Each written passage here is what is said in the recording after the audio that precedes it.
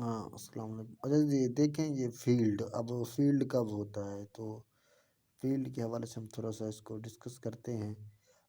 A set F is called a field if the operation of addition and multiplication on set F satisfy the following properties within tabular form as given। तो कोई भी हमारे पास set field कब होगा? जब ये दो operation हमारे पास हैं, एक एडिशन है, दूसरा मल्टीप्लिकेशन है, और साथ ही कुछ प्रॉपर्टीज़ हैं, अगर वो इनको सेटिस्फाई कर कर जाएगा तो हमारे पास फील्ड होगा। तो हमारे पास इसमें दो ऑपरेशन यूज़ होंगे फील्ड को चेक करने के लिए।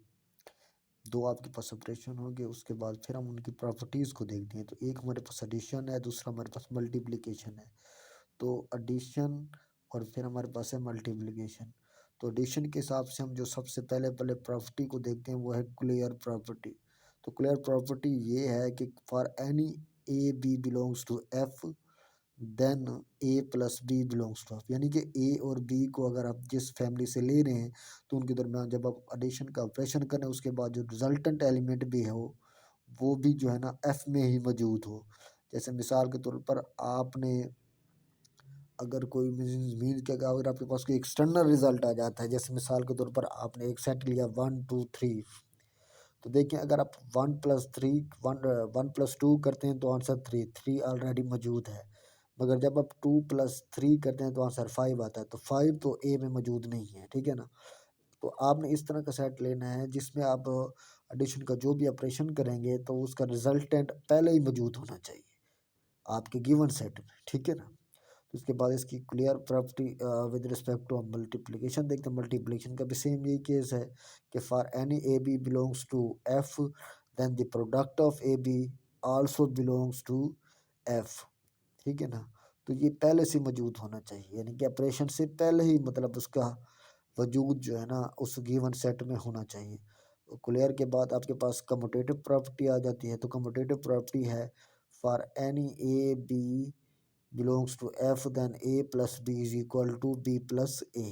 सिमिलरली आपके पास क्या आ जाएगा कि for any a b belongs to F then a product b is equal to b product a. इसी तरह तीसरी प्रॉपर्टी आपके पास एसोसिएटिव होगी। तो एसोसिएटिव में देखते हैं for any a b c belongs to F then a plus b into c is equal to a plus b plus into b plus c, यानी कि पहले पहले दो एलिमेंट्स को हमने पैरेंथेसिस में लिख दिया और फिर आपने लास्ट दो को लिख दिया, ठीक है ना।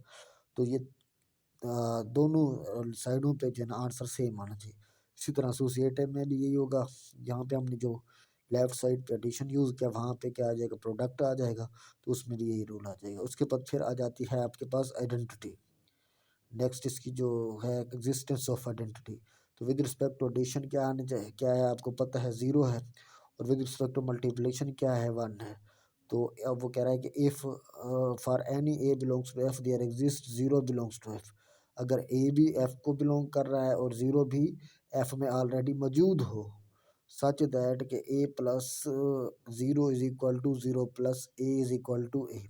सिमिलरली अब ज़ीरो की जगह क्या आ जाएगा, 1 for multiplication and operation is used for product multiplication से ये आपके पास रिजल्ट आ जाएगा। उसके बाद फिर आपके पास एडिटिव इन्वर्स वाली प्रॉपर्टी होगी, एग्जिस्टेंस ऑफ इन्वर्स वाली प्रॉपर्टी होगी। तो वो कह रहा है कि अगर f for any a belongs to F then a inverse is also belongs to f. Means के उसका जो इन्वर्स आएगा विद रिस्पेक्ट टू एडिशन, क्या ए का इन्वर्स माइनस ए आ जाएगा, सच दैट बिलोंग्स टू ए। ये आपके पास कंडीशन आ जाएगी। इस तरह मल्टीप्लिकेशन में आपके पास क्या आ जाएगा, for any a belongs to f a does not equal to zero there exist 1 over a belongs to f such that answer is 1 आना चाहिए, ठीक है। उसके बाद आपके पास ये एग्जिस्टेंस आ जाएगी। उसके बाद फिर आपके पास लास्ट प्रॉपर्टी है डिस्ट्रीब्यूटिविटी, यानी कि डिस्ट्रीब्यूटिव लॉ। तो उसको आपने left hand right distributive law देखना है। For any a b c belongs to F then first left distributive law a into b plus c is equal to a b plus c. और फिर उसके बाद है right distributive law, b plus c in b plus c multiply a equal to b a plus सी ए। तो ये आपके पास जो ऐसा कोई भी सेट जो इन तमाम प्रॉपर्टीज़ को सैटिस्फाई करेगा, तो उसको हम कौन-सा कहेंगे, उसको फ़ील्ड कहेंगे। तो हमारे पास फ़ील्ड के हवाले से देखें तो हमारे पास जो आपके पास सेट क्यू है, रैशनल सेट है वो भी फ़ील्ड है, आर सेट भी फ़ील्ड है और कॉम्प्लेक्स सेट भी फ़ील्ड है। ठीक है जी।